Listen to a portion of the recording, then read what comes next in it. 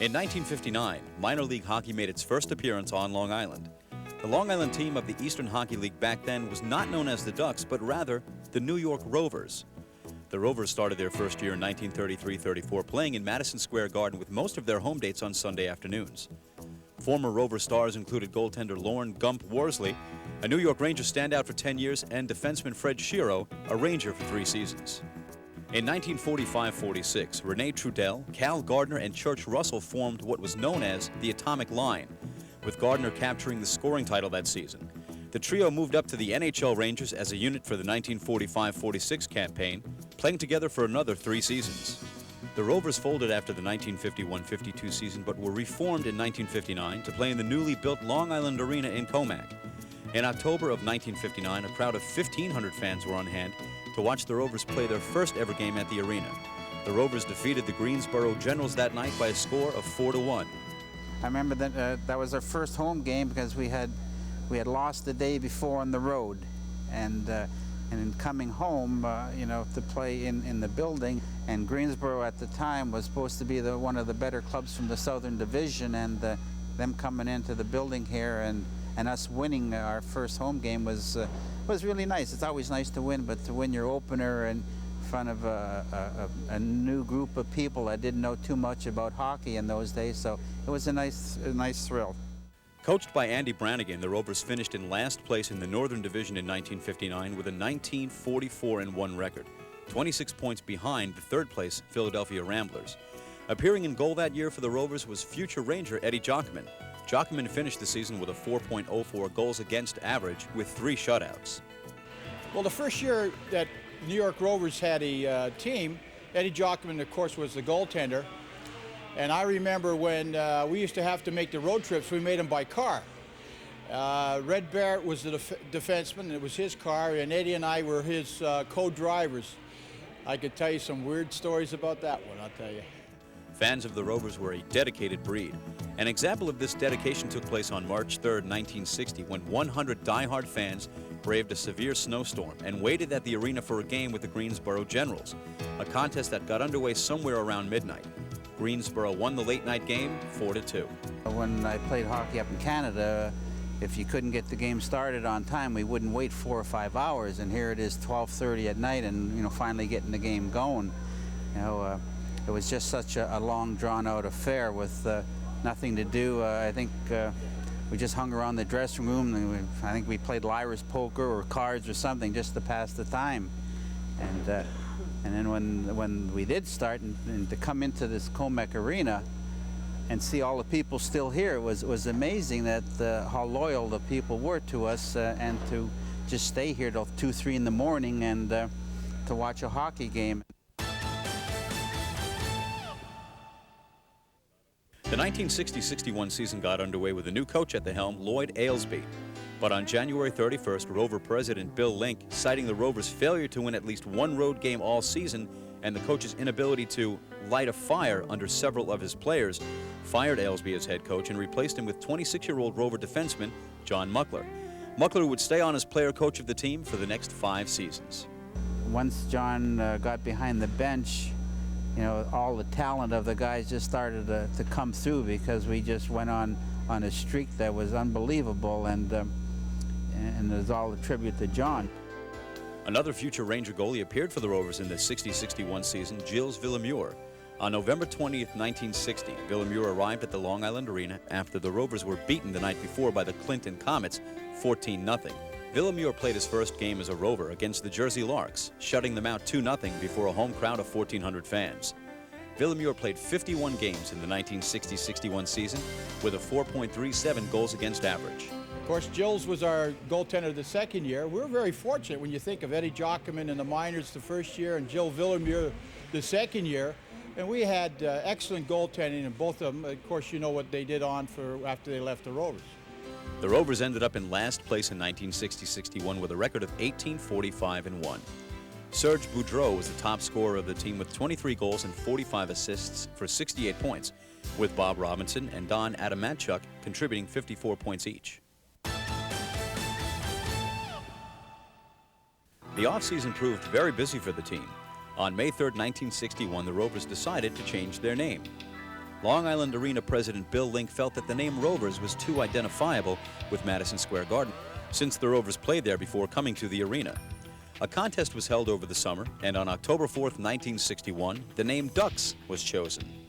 Also on that day, the Ducks announced the acquisition of defenseman John Brophy from the New Haven Blades for defenseman Gil Moffitt. Brophy spent 290 minutes in the penalty box with New Haven in 1960-61. Well, a lot of people have the impression of John Brophy, which was the image that he had on the ice. If you ever got to know John Brophy, the man, he was a super guy. He was one heck of a guy to play for, and he was a real good human being, really.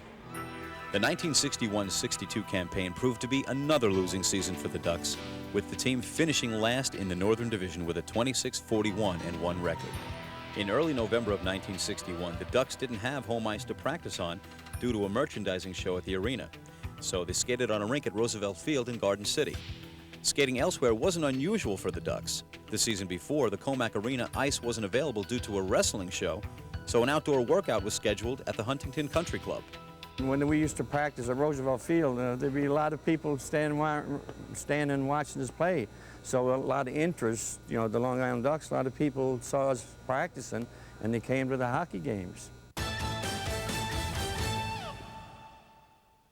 The Ducks held training camp for the 1962-63 season in Quebec City, Quebec. I flew into Quebec not knowing these players, checked in the hotel, asked the lady, told her who I was, she gave me a key.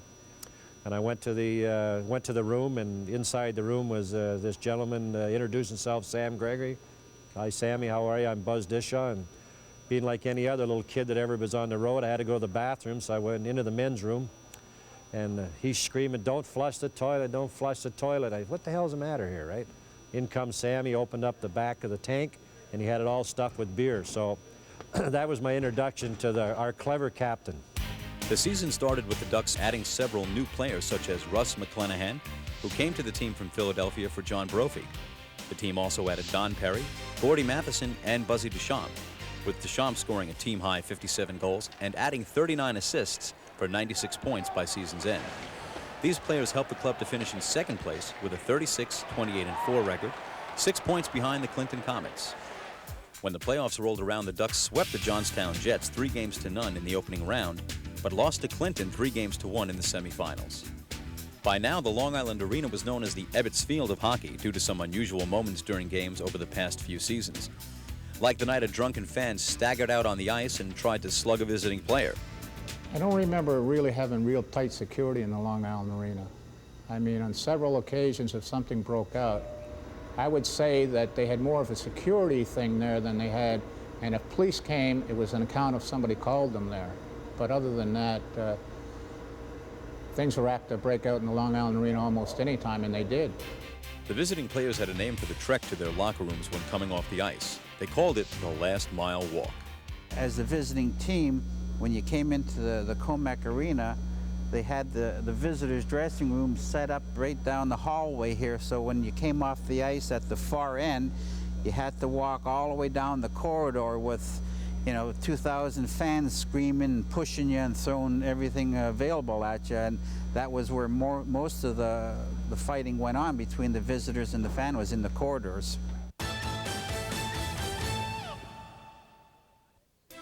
On December 4th, 1963, the Ducks reacquired fan favorite John Brophy from the Philadelphia Ramblers.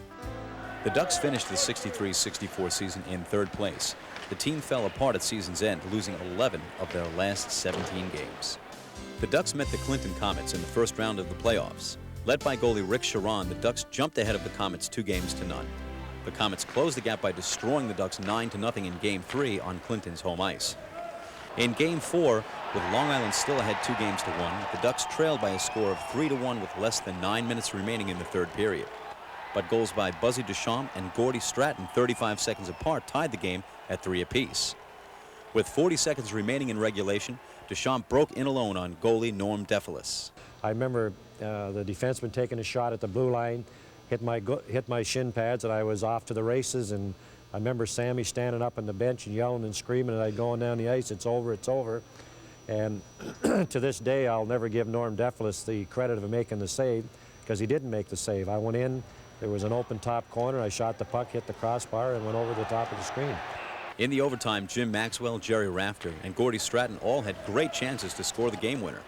But in the end, it was Comets centerman Heck Lalonde who poked the winner past goalie Rick Sharon after a scramble in front of the net. The Ducks were eliminated from the playoffs after losing Game 5 by a score of 9-2 on Clinton's home ice. 1964-65 was the glory year for the Ducks. In July of 1964, the Ducks were withdrawn from the Eastern Hockey League and the corporation dissolved.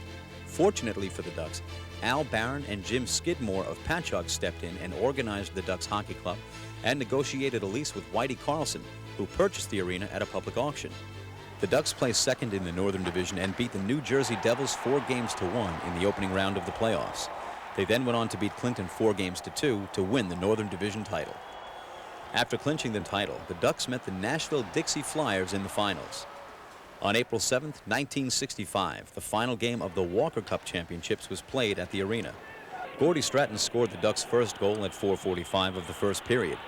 Gene Atimichuk made the game 2-0 with a goal at 10:48 of the second. Former Duck Norm Ryder got Nashville on the board, making the score 2-1. But the Ducks' Ron Hergott scored unassisted at 13:20 of the third period to put the game out of reach for Nashville.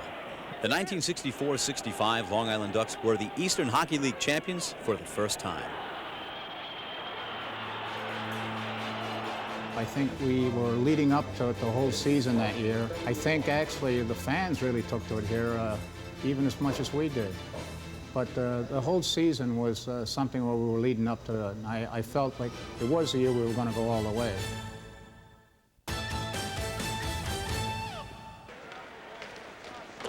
The Ducks opened up the 1965-66 season at home against Nashville.